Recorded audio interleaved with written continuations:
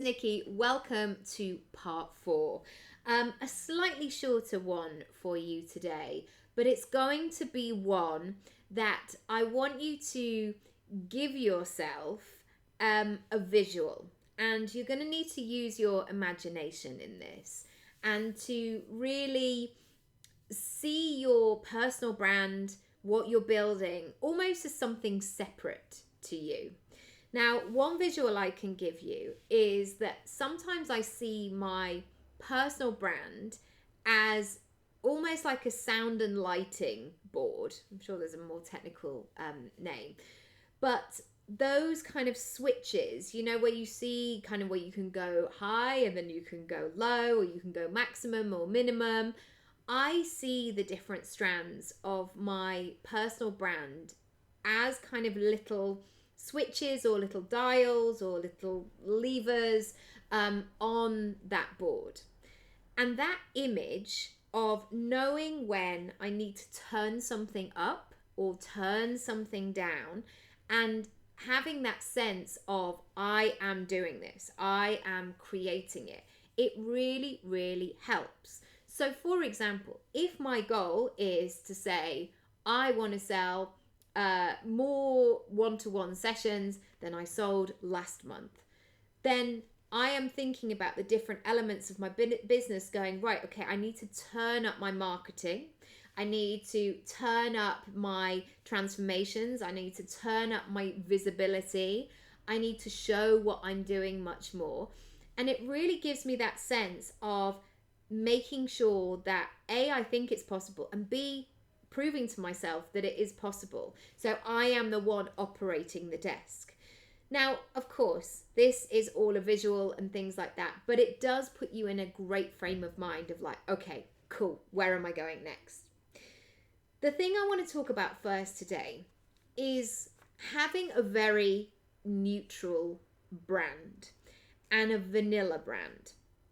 And I think the reason why I'm sure there's many reasons, but a lot of people might gravitate towards creating a personal brand that is neutral. So you might hear words like nice, pleasant, good, very sort of standard, like does what it says on the tin.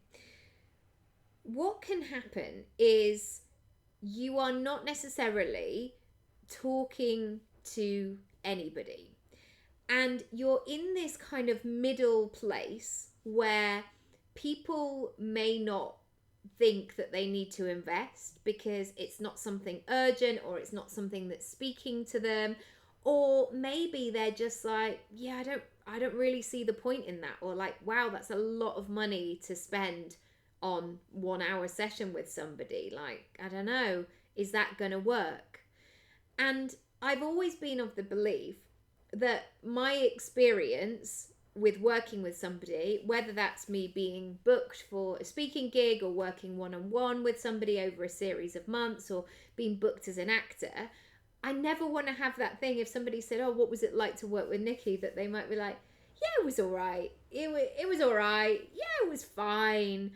I really want them to either say, do you know what? And I've had this in castings actually, where people go, you're great, darling, but you're just not right for this character. And sometimes I've had moments where they're like, you're not right for this, but can you read for this? And that's a really lovely moment, because sometimes it's reassuring yourself where you're like, I didn't think I was right for this character either. I thought I was more right for that character, the other one. Okay, great. And then you're suddenly on the same page again. And equally, I want people to go away from an experience and go, that was the point. Like, that's when things started to gather pace. That's when things started to move in the right direction. That's what I want. And so I want you to think about where you have supported people, and not just in a kind of what happened and the person showed up, maybe they just felt more enthusiastic about their business or whatever, but really get in touch with what happened then. Now, this might be, I began to invest in my business, and then suddenly I did X, Y, and Z, or I met the love of my life, and then I had my first six-figure year, or whatever it might be. Consider all of those ripple effects. And this might be moments, and I've had it with my own coaching clients, where people said, when I changed or when I turned up the dial or that part of my business to really promote that. So maybe it was like when I went into a launch model rather than a evergreen, let's see what happens model, I could lose that day of work that I had in my corporate job. Therefore, losing that day of work allowed me to pick up my child from school, and then we go for ice cream every Friday night, whatever it might be. That ripple effect is so, so key. So really tune into it, really listen to what your clients are saying. And sometimes it's not going to be necessarily quantifiable, but you will get lots of information that you can pull together and really get to know. Number 8, I want you to think about how you can bring your own elements to the transformation. So first and foremost, what is the transformation that you provide? If your business and your client were in an equation, you plus them, what does it equal? What do they take away? And yes, it might be different things depending on what service you're providing, but see if you can be really clear in what those things are. So just, yes, I mean, it may be on a very basic level of like, I just began to feel better, but imagine all parts of that experience. So one of the things that I look at, again, thinking about that soundboard, is I always think about Boxing Day lunch. And Boxing Day lunch, I think is like one of my mum's greatest examples of her love language. So quite often there are, like, I've got lots of siblings, and there'll be lots of siblings and grandchildren and partners around the table.